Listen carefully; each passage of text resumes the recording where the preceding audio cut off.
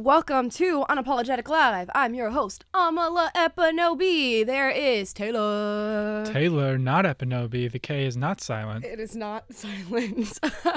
Guys, welcome to the show today. We have lots and lots to talk about. If you're reading the title here, we do have some unfortunate news, and we might be highlighting somebody that you might not even know existed, and his name is Kevin Samuels. He has unfortunately passed away. This has been confirmed by family members close to him. But we're going to get into that and talk about his legacy, what he did, what he left behind, some of the interesting takes we're getting from people who happen to be progressive in regard to his death. Sonny Hostin talking about how being black and Republican at the same time is an oxymoron.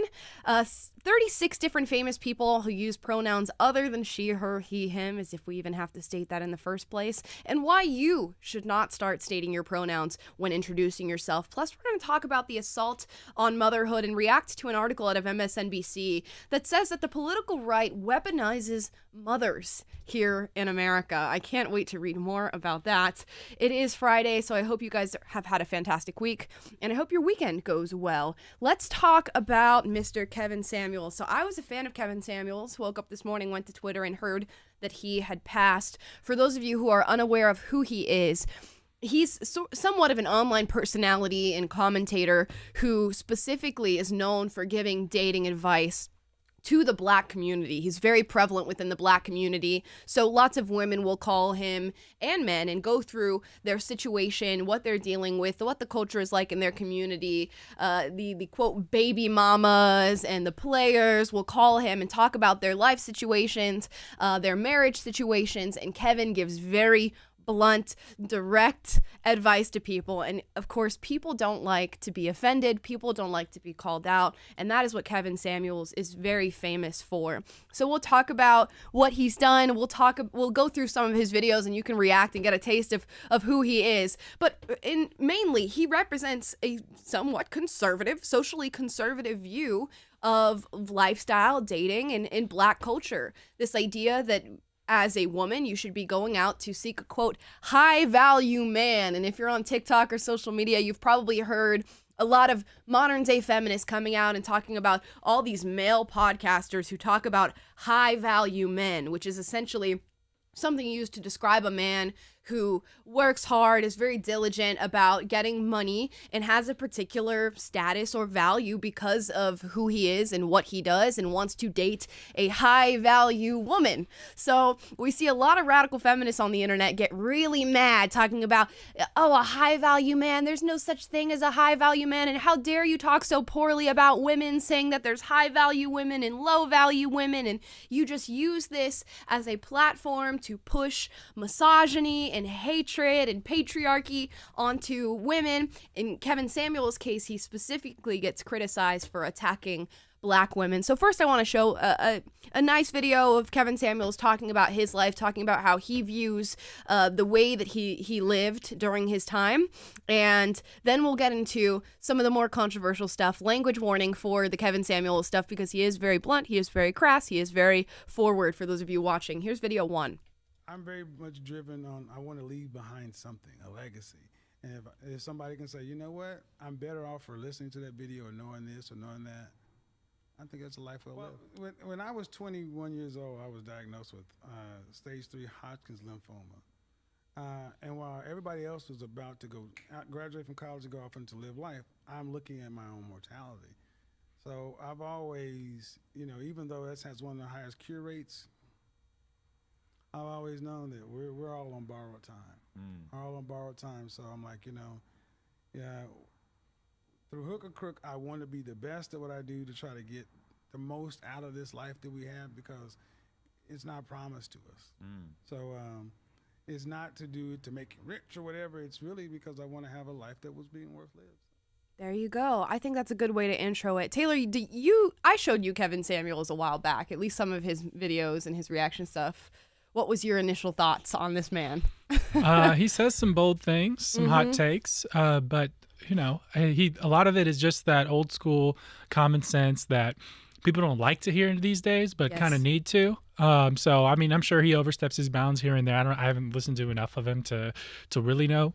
But It seems like he just kind of says the stuff that you're not supposed to say, and that's probably why a lot of people resonate with what he says. Right. And I think there is a time for tough love in life, and Kevin Samuels happens to be one of the arbiters, or happened to be one of the arbiters of tough love in this case. And I see a lot of people going through, and we're going to react to some of his videos so that you can get a feel for what his personality was like for those of you who are not familiar with him. Like I said, he's pretty well known within the Black community for what he does and how he talks. So we're going to react to some of those videos. I'll give you some of the responses that people have to his death, and obviously they're not very kind responses, many people cheering it on, and talk about this idea of relegating people to bad moments or takes that you find offensive or things that you don't like about them, and whether or not that permits you to cheer on the death or the loss of that person. And obviously, within the guise of free speech, you can do whatever you want. You can say these things, but I do want to just criticize the culture that we're living in now, that we don't view humans as humans anymore. We have really boiled people down to not even an essence of who they are, just things that we disliked about them, and that suddenly writes them off for all of eternity. We saw this happen with Breitbart when he died, Rush Limbaugh when he died, people taking to the internet and just going crazy, saying all of these horrible things and cheering on what is obviously not a great moment for those who are close to that person and those who admire them. So here's a video of Kevin Samuels on the Fresh Fit After Hours podcast talking to these three feminist women. And this, what they're talking about in particular is that a lot of women complain about objectification and this whole idea of a sexual marketplace, but those very same modern day feminists who complain about my body's being objectified are totally fine with objectification so long as it benefits them, either monetarily, status-wise, with compliments. They're totally okay with it then, but when they have the chance to virtue signal and talk about their feminist ideology and identity, then they come forth and start complaining. So here's that clip. You just said you work very hard, so you should get the outcomes. See, if hard work was all that required, then we would almost be guaranteed. Hard work gets you a ticket to the dance. It doesn't guarantee you the top spot. How many, who lost the Super Bowl, guys? The Kansas City Chiefs. Can you say they worked hard this year? Very hard. Number two, men don't worry about fairness. We worry about winning. And to the victor go the spoils. Just like, you know what? How many times you've gotten to a club into VIP for free when some ugly chicks had to pay full price? Is that my fault? Oh. No. I've asked how many times it happened before you go down that path. I mean, plenty of times in Miami. Exactly, but that's not fair, is it? Well, please don't forget I'm not from here. But that's not the point, ma'am. That's not fair, is it? I also don't care about those things. But so you only care about fairness when it doesn't benefit you. I just don't go to clubs that often. But that's not the point. I asked you, how many times you've gone to a club where you got in for free where ugly chicks or less attractive chicks had to pay? And you know that's happened. You didn't say, excuse me, sir. Even though I'm attractive, I demand that you charge me full price. That's fair, right? Okay, so because I fair? into places and get Is that fair? Oh, look at that look. She's like, please, can somebody else hop on the mic and like try to defend the point that I'm trying to make right now? Can somebody please? Let's continue. that means that I should Is get that fair? Before we go there, I'll answer your question if you at least answer mine. Is that fair? life isn't fair. Well, if that's the case, you accept it in the sexual marketplace too. It doesn't mean I have to accept other people's No. bullshit. Well, see, the thing is, ma'am, see what you've proven, like many feminists and many women, you're okay with the double standards that benefit you. But the ones you don't like, you just throw at the wind, use sign language, shame, insults, guilt, and the need to be right to deflect and dismiss guys who are normally intimidated by this thing. I'm not. I'm just challenging your positions. You're okay with it not being fair when it benefits you. And see, somebody got caught, and that is Kevin Samuels to the T. That's exactly what he does, what he did every day when he was working and talking to people and having these conversations. And it's tough love. It's not an easy thing on the ears to hear, but is it not true? Is he not calling out somebody for their inconsistency? And I know a lot of y'all are going to throw flack against the Fresh and Fit podcast in the comments down below. I'm not surprised by that at all. Some of the clips that I watch out of Fresh and Fit are atrocious, and it does speak to that idea that these guys come on and they're like, well, I can play the field and do whatever I want, and my woman gets to stay home, and just the stupid alpha male but like not good type of alpha male stuff. But I want to talk about specifically Kevin Samuels, not the medium that he's using to put his message through. What he just said there, point to me where it's false. If you guys have any criticism of what was just said there, point to me where it's false. And it speaks to a larger cultural problem, specifically with young people today, that they have an issue with fairness when it doesn't go their way. We saw that right now with the Roe v. Wade draft being let out into the world in a completely unethical and undermining way. They're totally fine with that. They're totally fine with that form of vigilantism. But when you have other people who disagree with you out protesting, or another form of vigilantism on the opposite side, oh no, that's not fair, and this is not protected, and you don't deserve the right to speak, and you don't deserve this and this and this and this and this and that because you disagree with me.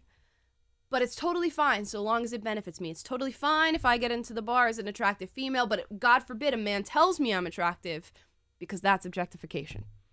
Yeah, and I think the thing that he landed on was you're okay with things not being fair as long as it benefits you. And isn't that a summary of just like how a significant portion of our culture thinks, especially with regard to politics these days? But it's like he's just tapping into that old school wisdom of just like standards are standards, and right is right, wrong is wrong, good is good, bad is bad. And the same standard should apply to everyone, and you can't have your cake and eat it too, so to speak. So you can't just abide by dating rules or hold men to a certain standard when you're not willing to follow the same thing yourself. Exactly.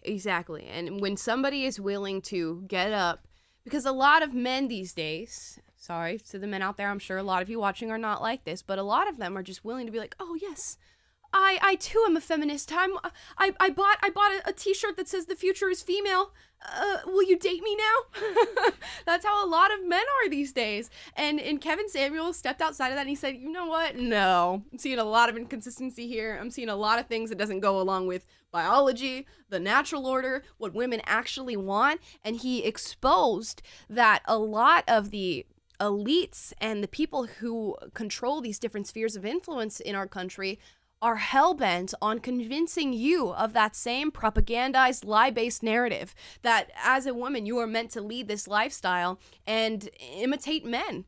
And that is not the case. And we've said this before on the program. I've said, we now live in a culture and a society where women are supposed to function as subpar men and men are supposed to function as subpar men. And that's all that we are now because of the different movements and the different social changes that we're trying to make that completely go against what is biologically natural to our temperaments and our traits. Here's another video of Kevin Samuels talking about Cosmopolitan and exposing what they've done. And this is something that I was unaware of and that I just became aware of today in listening to this. Here we go.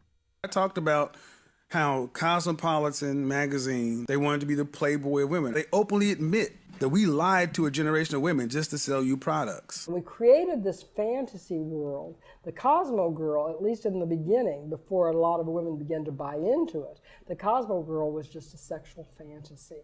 She was a marketer's dream, however. She would work hard, she was on the pill, and she would get an abortion. They weren't going to have to fire her for being pregnant because she was never going to get pregnant.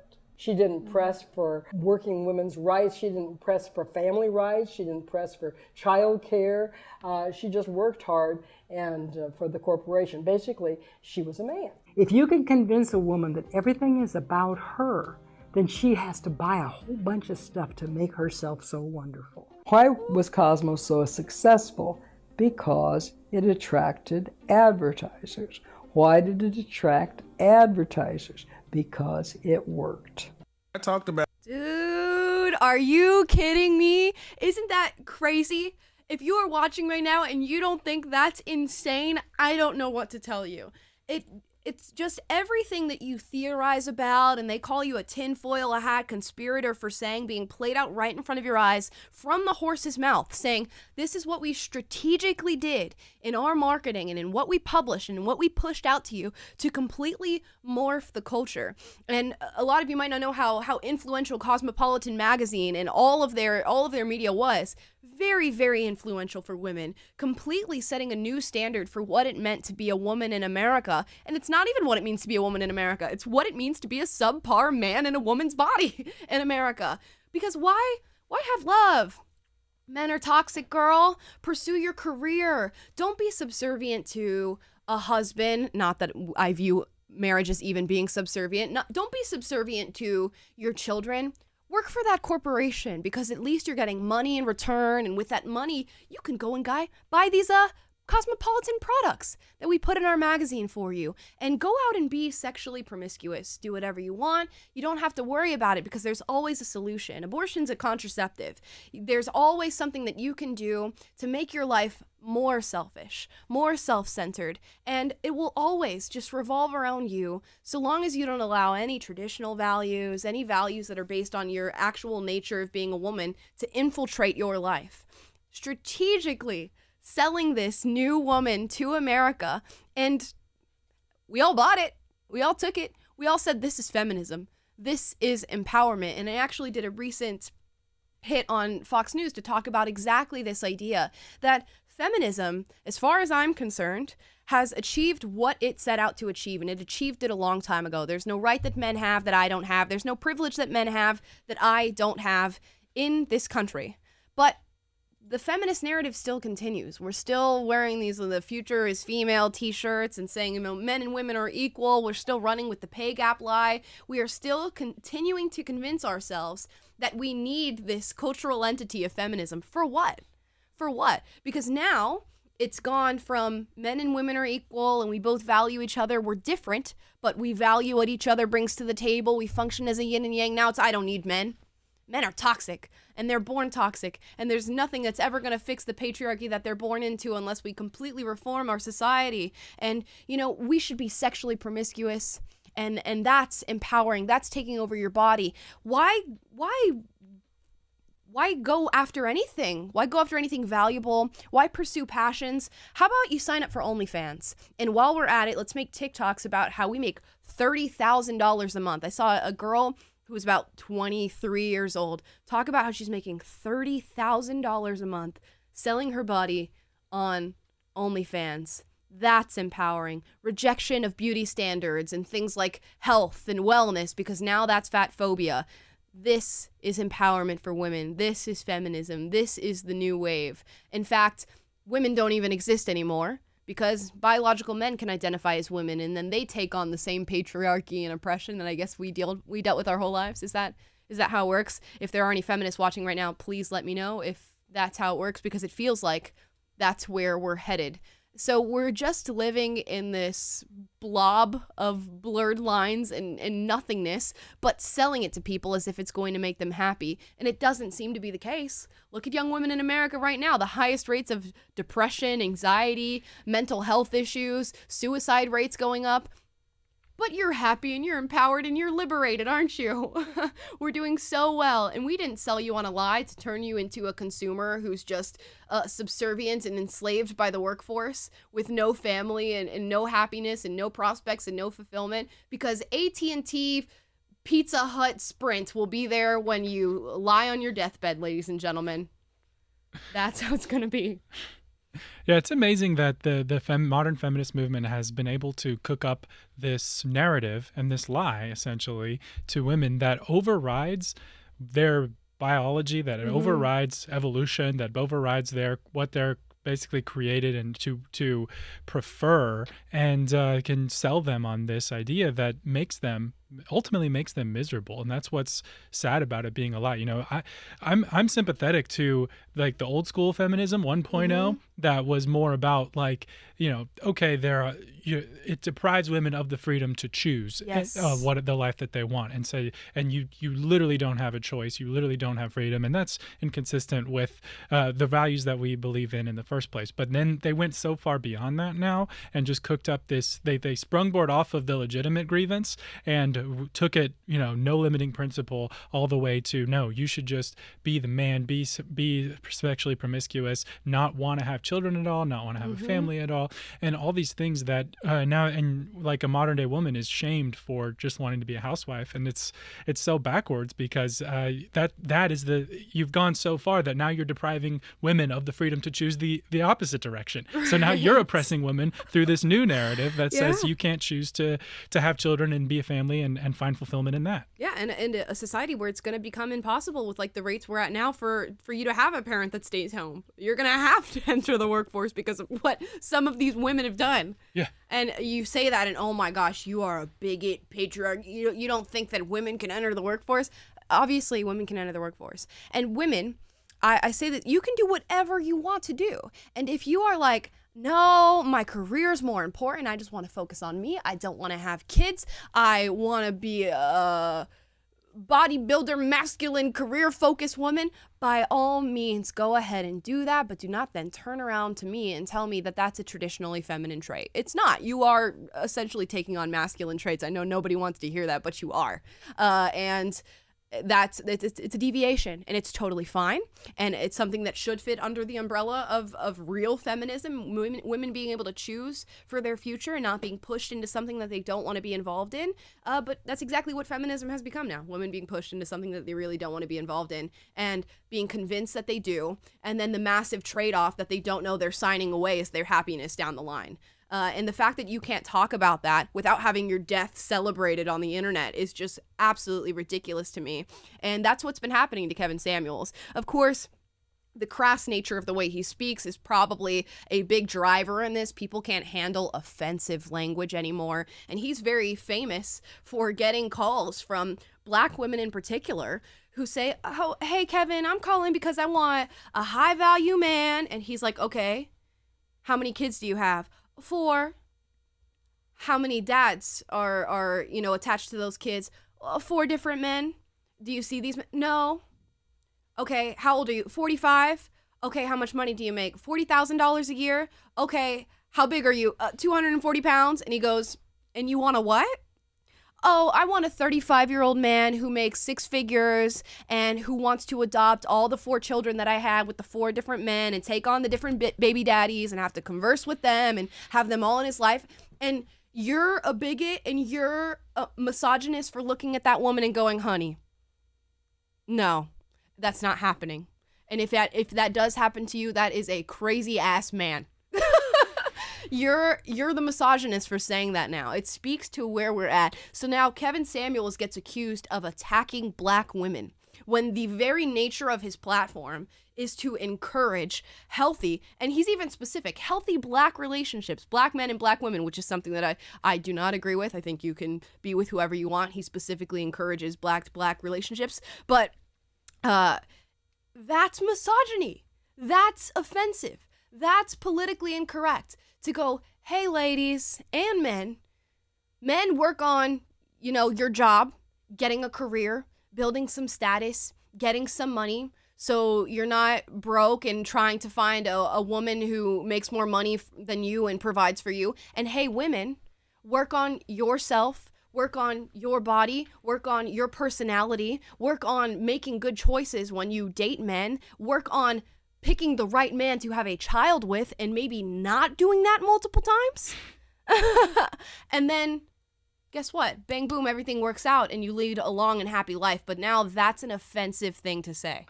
It blows my mind. Yeah, it's just amazing that helping people have self-awareness is offensive. Like our culture these days, if you go on TikTok, it's all about you talked about it yesterday on the show, the body positivity movement. It's every man should be lucky to have you, even if you're 400 pounds and have 5 kids out of wedlock and all this, and you don't need to change anything about yourself or lower your expectations at all. It's just, you are, girl, you're that queen, and men should just want you just because you're you. And like, there's a truth to, hey, you have infinite value and worth because God created you, but there's also something called self-awareness. Yeah. And it's okay to have that. And it's okay to understand realistically what men find desirable, what objectively is just makes you a better candidate for a relationship, for as a mate. And there are certain standards do exist. And sorry, but and you need to have some self-awareness where you are in relation to those. And you're not a bigot for calling that out. And like Kevin Samuels, yeah. It takes courage to encourage people to have self-awareness. It takes no courage to get on social media and just be like, yes, queen, you are so good. Everything's perfect about you. Men should be fawning over you just how you are. That doesn't take courage these days. It takes courage to just speak common sense. And that's what he had. You're so right. And that's where we live right now. And when I go on TikTok and all these social media platforms, it is like just this group, this ever-growing group of women being like, if he wanted to, he would, girl, and don't settle for anybody who's not completely perfect, and he better make millions of dollars while you sit and do nothing and provide no value and eat junk food and are not educated and you're not funny and you're not this, but Prince Charming is out there and you just need to wait for him and he's going to be there, and don't settle for anything less. Don't settle for a man who's not going to do absolutely every single thing that you ask. He should be a slave to you. It's just crazy. And then you have TikTok couples and Instagram couples and YouTube couples who put on this fake persona, and it is fake. When the camera comes on, the smiles come on, and suddenly the husband is just like doting and super feminine and does everything that the woman wants, and it gets millions and millions of views and shares and creates exactly what Hollywood created with these romance films that are clearly fictional, but now we have these semi-fictional depictions of these uber romantic, falsified relationships and depictions of love that young women, and actually women of all ages, are falling for. And then they're taking themselves out of the dating marketplace essentially with the way they treat other people, and it's just becoming this hookup culture of nothingness and no meaning. And then you're like, oh, but that's so empowering though. Sleeping with 100 guys is so empowering because I didn't keep them. It's I didn't keep them. Not they didn't keep you. I didn't keep them, you know? I got what I wanted from them, so the women say, and then I moved on. Come on. Come on now. We can be honest. We can be honest with ourselves. And Kevin Samuels was honest. And he has very bad takes, some very bad takes. And they're on Twitter. I would show you some of his videos that I think are more entertaining and funny, but they are not language, not real good language for this. So look him up if you haven't heard about him. I was a follower of him. I like the things he has to say. Not everything, but I can appreciate when somebody is honest and somebody is blunt in this society where it feels like everything is full of lies and encouragement of these lies and encouragement of really unhealthy ways of leading our lives. But what's interesting is like things like this are getting tweeted out over Kevin Samuels' death. Like, this is my reaction to Kevin Samuels' death. This girl, yeah. So hilarious, so funny. And it is contingent upon nothing more than I disagree with what he has to say. That's all it is. The same thing with Rush Limbaugh, the same thing with Breitbart. And it's so crazy to me that we don't view people with nuance anymore. We don't view them as just well-rounded, full beings that have so much more to contribute than the videos that we see of them on the internet. And because we disagree with them, we are happy when they die. Like, what did he ever do to you other than you came across a video that you don't have to watch and you saw his ideas? Like, come on. And his ideas are, and his opinions are given to people who call him for the opinion. So he created a market for his own ideas, and people who knew who he was and willingly called him said, hey, can you help me out with this? And guess what he did? He gave women a dose of realness. And you have these women who call, oh my gosh, these women who call, and he's like, okay, first question. Be totally honest with me. Like, what is your rating of yourself? I don't believe in this whole rating system of people, but you can get a generalized view. And every single woman, 10. I'm a 10. Looks wise, intellect wise, job wise. I got 6 kids with 6 different men, but I'm a 10. And he's like, don't lie. He just looks at them as like, do not lie to me. He's like, I'm going to ask you again. You come back to me with a proper rating, and then we're going to talk about the issues. I'm a 10. Oh, I'm a 10. And we all have these inflated views of ourselves. I'm sure everybody has an ego.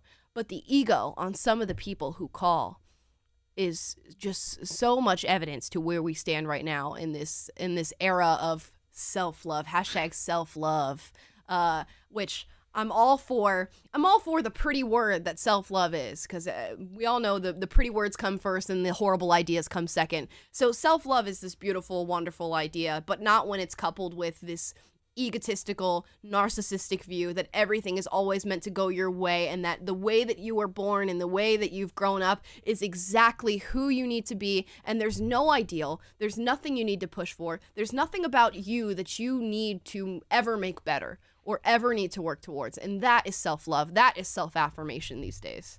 Yeah, and in a day where you can identify as a deer or a fairy or whatever, and I want to be referred to as toy self. Yeah. And society is expected to just affirm that and to use whatever pronouns you want and affirm whatever it is that you identify as.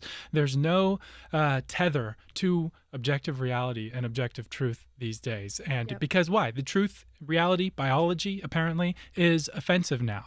Objective truth that's just out there. Oh, but if it doesn't line up with this fantasy world that they paint for us on social media, and that's the mainstream narrative about gender, about sexuality, about what men's expectations or views should be, or what that men should just be fawning over you because you were born and you exist. There's not, whenever someone calls you back to, down to earth from your inflated self-view or lack of self-awareness, they're the offensive one. And God forbid anyone just say objective facts like, biology, like there's two sexes. That's now offensive. Exactly. Everything is it's gonna be offensive to say the grass is green in like 10 years. I swear, that's what it feels like. How dare you assume? How dare you assume? They have feelings too. That's what we're gonna be at. There are colorblind people out there, Alma. Don't assume. It's brown to them. Yeah. Everything It's is brown to them. It's brown and grays. Oh my gosh. Yeah, that feels like where we're going. So that's my thoughts on Kevin Samuels. And if you didn't know who he was before, look him up and see what you think about him. Again, very crass, sometimes very dark, but that's what I enjoy watching and what I find to be really interesting. Before we cut off on PragerU YouTube, I wanted to react to this clip of Sunny Hostin from The View. While it's, offensive to say truth and to be blunt with tough love, what is less offensive, apparently, is to just say that Black Republicans are an oxymoron and a contradiction to themselves. And here's what she has to say to justify that belief. Let's see if she even does justify that belief. Chris Cuomo, okay, but I know this may be a novel point, a novel idea for somebody who's, a supporter of Trump, but there are people who are capable of being related and not having ethical interests. There's many things that I don't stand by that Trump did. Trump has done things that are racist. I'm a Black woman first, so always understand that. Hate that idea, first of all. No, you're not. You're whoever you are as an individual first, and that has nothing to do.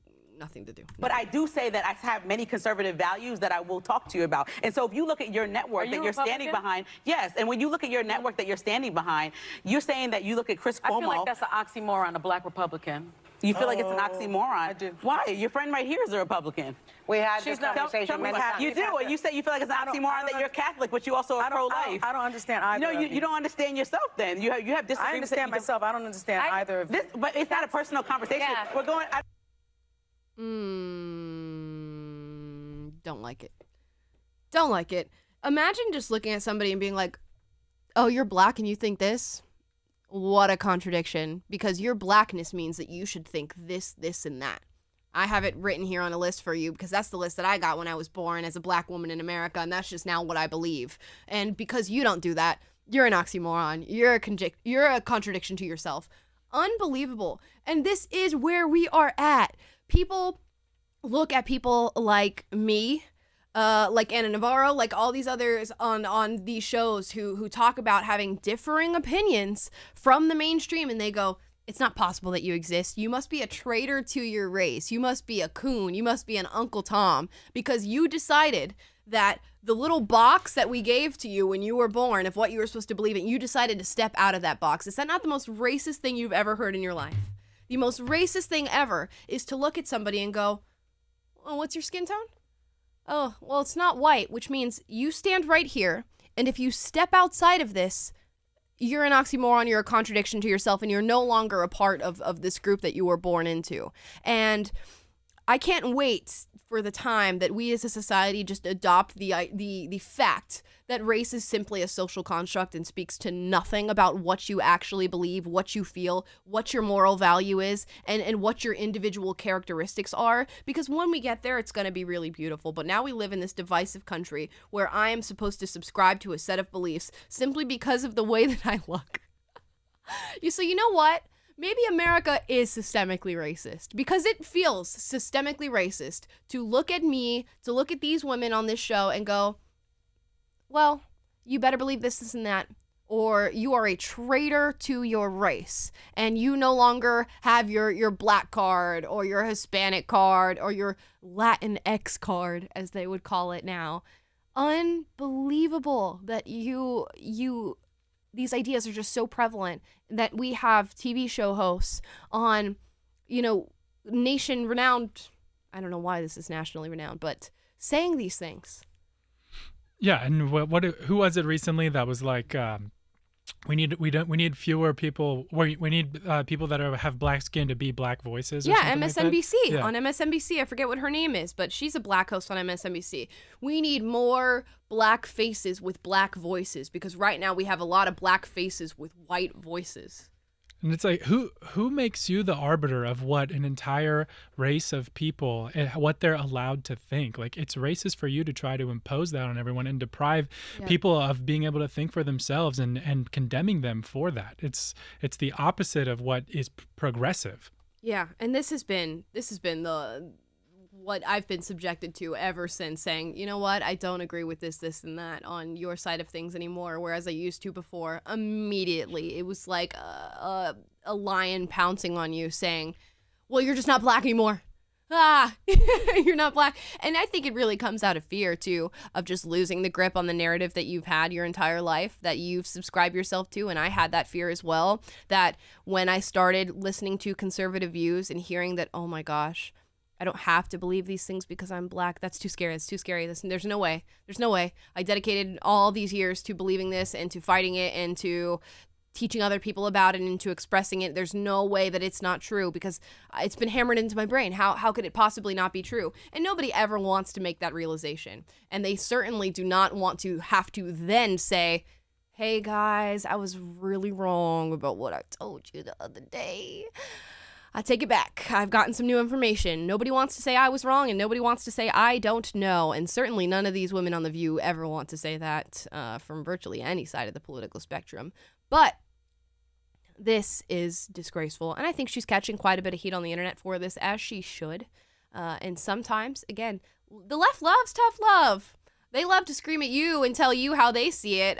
So now it's going to be vice versa. She's getting a little bit of tough love for the thing that she said here. And maybe, although I doubt it, she will see just the massive amount of Black, Hispanic, Asian conservatives who are going to start telling her, hey, I exist, and it's not oxymoronic to exist, because in fact, your political views have nothing to do with your skin color. How you view this world, how you view traditionalism versus progressivism, how you view the issues that our country is facing and how to solve them is a very different thing from your race. There is nothing attached to that.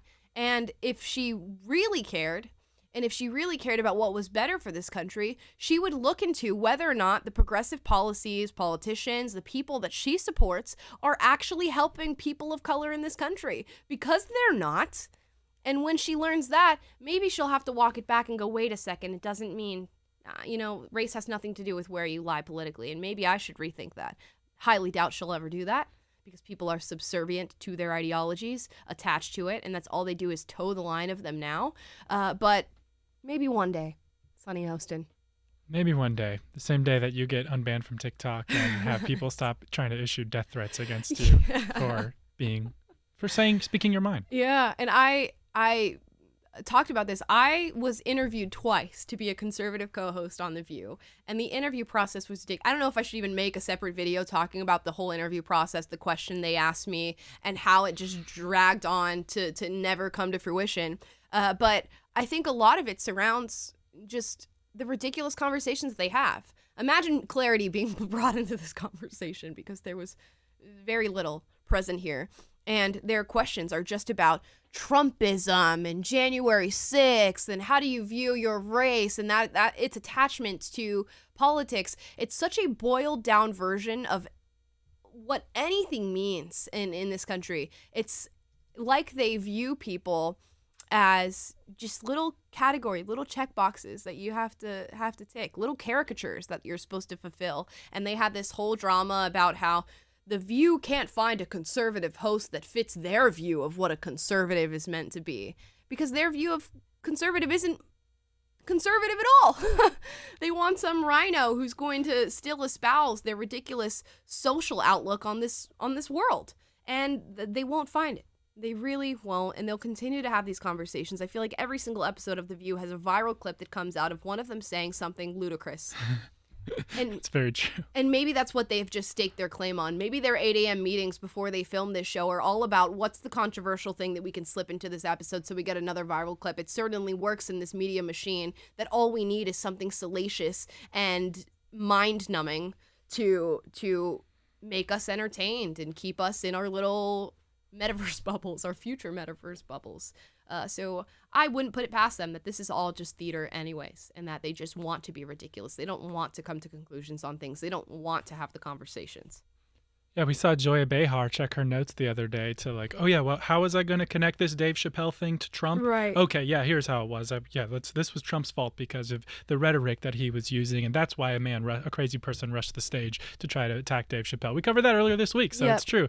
I guess it's working on us. Maybe we're suckers. I don't know, but there's definitely something more here though, because the way that she's reducing people like you to your skin color and saying you must think a certain way and Yeah. categorizing it is this, and the way she reduced the whole Dave Chappelle controversy to this Trumpian narrative that she wanted to push, that it's his fault. It is a sort of way that the mainstream narrative and the mainstream left sort of thinks, and so dissecting stuff like this, I think, does speak to what they're doing on a larger level. It does, yeah. And what she says is not, we don't react to it because it's Sunny Hostin from The View saying it. We react to it because it's an idea that many people hold. You heard the audience laugh as she said, well, I understand myself, I don't understand you. And the whole audience laughs, which this will come back full circle in a couple of years when she realizes she's wrong, hopefully, and we'll have this audience laughing clip as Sunny Hostin admits she's wrong. It's just like this endless cycle of things. We watched as Dennis went on Bill Maher in 2019 and told Bill, said the progressive left thinks that men can menstruate. And you're going to be a bigot if you say that they can't. You're going to be a bigot if you say that they can't get pregnant. You're going to be a bigot if you say that they're not women. And Bill Maher and all of his panelists go, ha ha ha ha ha. Dennis, you are insane. I've never heard that before. And the whole audience in this dystopian, disgusting, display of ignorance just starts laughing and going, oh, what a stupid old white man. And let's clap for Bill Maher and his panelists who know everything. And what do we find now? It's been, 2.5 years, 3 years since that clip? And men can menstruate, right? And if you don't say that, you're a transphobe. And you get death threats. And you get your videos taken off the internet after 11 minutes. That's what we're facing now. So God forbid you say something like that. And we are going to have endless media clips from this time in this day and age to look back on years from now, whether or not we squash this or we don't, that are just going to be blowing our minds. And so many people are putting out predictions and warnings, as Yuri Bezmenov, that KGB defector that I reacted to a long time, that red-pilled me a long time ago, his warning, which was given out in the 80s, the 1980s. We're just going to have thousands of those. So we'll see what happens here. With that, I'm going to say goodbye to our PragerU YouTube. We will be continuing to stream everywhere else, but you guys can head over to my channel, Lepanobi Unapologetic. Link is in the description as well as in the chat. So head over there and go ahead and subscribe, because next week we're going to be just streaming on that channel, and we'll only stream to PragerU YouTube on Fridays. So next week we're going to be fully on Lepanobi Unapologetic and only on PragerU on Fridays. So I will see you guys there. Please go and subscribe.